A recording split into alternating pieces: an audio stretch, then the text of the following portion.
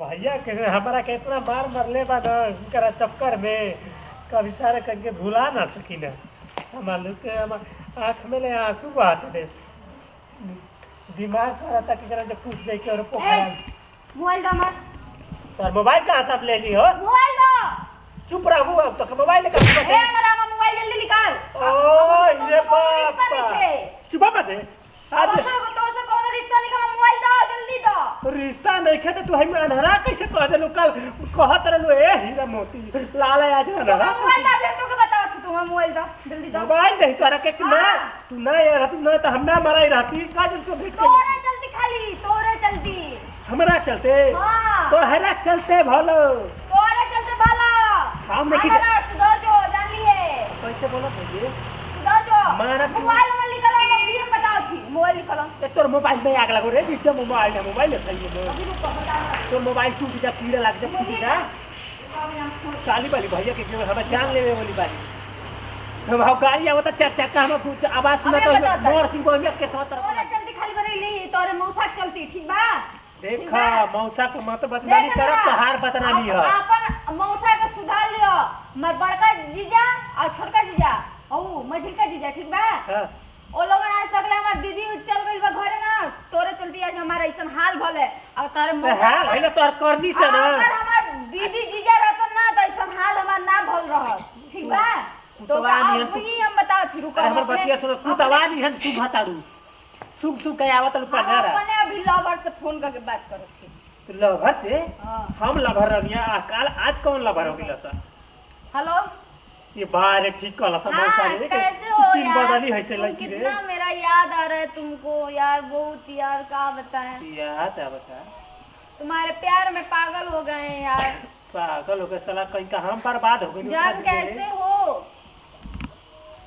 ये करा बताए ना तुमको बहुत में मिस करते हैं तरसावा खाऊ तुमको बहुत में मिस करते हैं मिस करता लू ना तो तोरा निहन को हमारा पछवा में मिस कर देखिए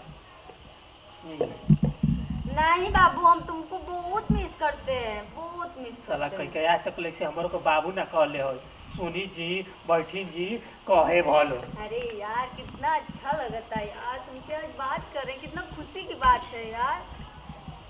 जानते हो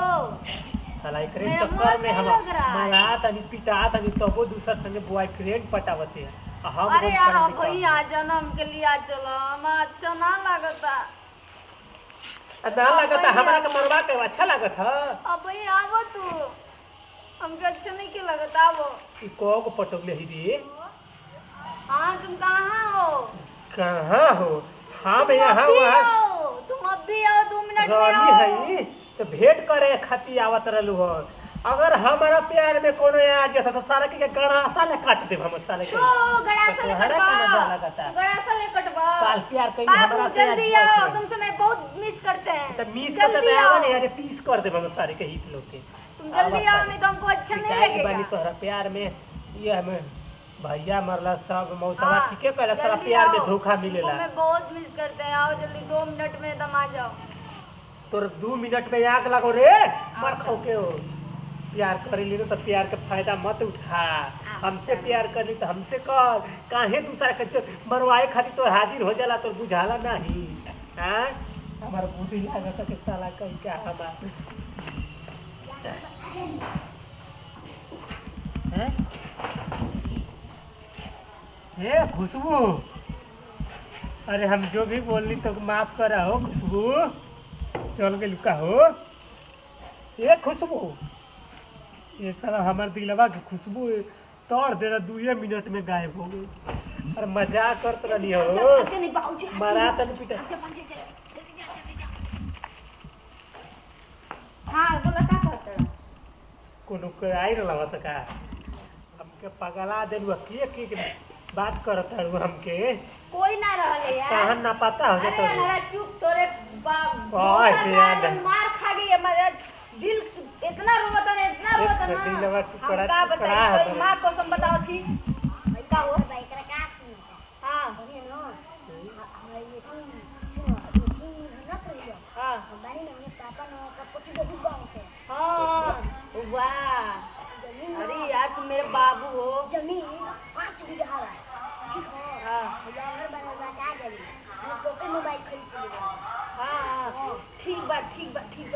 रोज फोन करिए ठीक बा ठीक बा ठीक बा एक तोरा पोरपोटी से तार प्यार मौसा होला आज मार देला ना, हमारे इतना खून खौला था ना कि हम का बताई, हम समझ ले एकदम अंदर से एकदम दिल रोता। ए दिल रोता हमारा सारा अंदर के दिल समझ ला जौना के घर कर आल अरे उ लइका भागल जात रहला जीजा रहता अरे! हाल ना जा दुआरी पठा दे का बोलो, अभी मारे तारा, अभी बकवास करत तारा। ए ए मौसा खुरपान या दांत ले रहते जवान अपन शांति कर भैया दिमाग मत ये खराब हवा तो हलमल काना ना चली जस निकल गत खराब करो। हां ये कौना कलई काल रे ना ए मौसा हम का जाने उनको कहत नहीं बाबू सोना कहत रख के घुसा के कौना घर कर आला रे आरामी कौना घर कर आला बोले कोई बोल ना हैं भागल जात रहला हेती मुकी बावना नहीं रहला वो में लोभा रहा। अहिरे का हो यार सा ए मौसा हमार लहरली है काल आज दूसरा कोई को हो गई रे पूरा बाबा। घर देखा था ना शांत से एकदम समझ ले कि हमारे इतना खून अंदर से खोला था। मौसा सब अपने मौसा के समझा दे ठीक बा, अब हमसे बुरा को हमसे तो से कोनो रिश्ता नहीं थे। ना हो ऐसन मत बोला हमसे तो से ए बाबा दुआ ये मौगा कहाँ रह गले बैठाओ हम ना बैठब तोरे लगे, हम ना बैठब। का भलो हो बाबूजी ये कहीं कचर कचर कैले हो झगड़ा कैले सब भैया ही नहीं का निकाल है रोज के नौटंकी तो कहनी कि पहुंचावा तो तू दे मूल्य के कपड़े के अरे वो- कपारे के घर बनल बड़ा मौगवा ससुरा घर के चढ़ा के फिरिंगिया के हैं कश्मीरिया आई ये मार कर हम दिया कहनी पूरे से झगड़ा अब तो हो कहां का घर में और ये तो उठा लो बड़ा, आगे बढ़ो ने दम उठा लो बड़ा। और का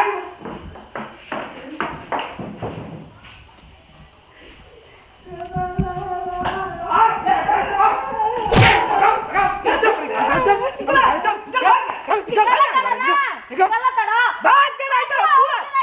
हैं आज फैसला हो के रही, तो हर माई बाप के हिम्मत ना फैसला हो जोटा में उखाड़ ले चराग से फैसला हो के रही। ए बात क्या से आज तो हर अय्या मेरा व्यवहार का झोरा ढक्कन ले ले हुआ सुना हट सुना, ये सब हमारा सामान है ठीक है, मेरा बना पुत्र है जो चाप के हमसे पूरा कोई ना आई, ये सब हमारा सामान है, रखो तो हरी बाप का बनावल या हमारे बाप के बनाओ लो। ए बबलुआ कहां गल मौगा मारे मारे कहूंगा तार बबलुआ तार अंधेरा का तू का दो क्या तू मारे कहूंगा चल तू निकल तू जा पर घर अब जा अपन घर तू जा हम अभी जाकर फोन करत हम अभी बात करे कहीं को हटा देना है कहीं के चल छोड़ जा पूरा काट देबे आजू तोरा अगर काटे को होई ना तो जीजा के बुलाओ, तू कटी हो जीजा के हटा दे बबलुआ इनके पूरा हिला देबे आजू जवानिया तो हां तुम्हारी जवानी में आग लगो हमारे को बात सुन ले पहले हैं उनके बोला के पहले हमारे सामने बातचीत करा के ना पहले के घरे पहुंचे हां भैया के भगाओ ठीक मौगा है। एकदम एक अनारा के एकदम मौगाई सिखा देले हमारे अनारा भड़ुआ होगा पूरा गांव समाज भर के तुम का कहत गांव के गरी घर गेला पर तो रहिया ना ऐसी करते वैसी करते का मतलब बताओ पूरा डारी डारी मिला था ससुराई हां तो बे बड़ा के मार के बेटा आज जो के घर पहुंचा के फोन करके बोलवा ला अब आमने लगा सामने फोन। बात करवा के ओके लगा फोन हमने से मोबाइल हम ना ले नहीं मोबाइल ले दे घर में देख मोबाइल ले लिया और लगा के पहले कर लगा कसरिया के मौगवा के ये जो लिया लई हवा राछत करे खातिर रा छिछिनिया के दतइया के पचइया के सुडनिया के कैसे बोला तड़ो हाय देख रे के अभी जीजा दीदी आओ तड़न हमार, अभी आई ना जीजा फोन दीदी के आओ ना बतिया ले देखा का हाजर जो जो बतिया उठल हो फोन होला हेलो बोलो नहीं आवता, चुप रहा चालो पर ना साथी से कोई बात आवता। कर बतिया तू कहने के चुप करत है चुप कदे कर। मार तुम्हारा दिमाग भाई बतिया पर बोला दादा जी एकदम फैसला हो करे हेलो हारे मौगवा ससुरारी के रे भणुआवा बोला आइले के आला पर कलजु के माई के है जो ना नसथिया नागिन बनल ये घर में फैसला हो जाती जा तू भाई से हरामी कहीं का उनके बोला था कि फैसला हो करे नहीं तो ऐसे मन के ना चले पूरा लाइफ मर्डर होई घरवा में काट देवे के इनके हां बबलुआ के मारबे तू हाय देखबे का कहत रे पूछ रहा तो तू हुआ ना हम सब ज्यादा तुरंत अरे देख तोरी वजह से हम ना बोलते देख का हम ना बोलते तोरी वजह से हम ना कहत है बबलुआ से आई तो पूरा झगड़ा लाइव होई ठीक है तू आवा तू समझ ला मैं से समझ ला बोला बोला बोला चल घर के चल आवा चल ले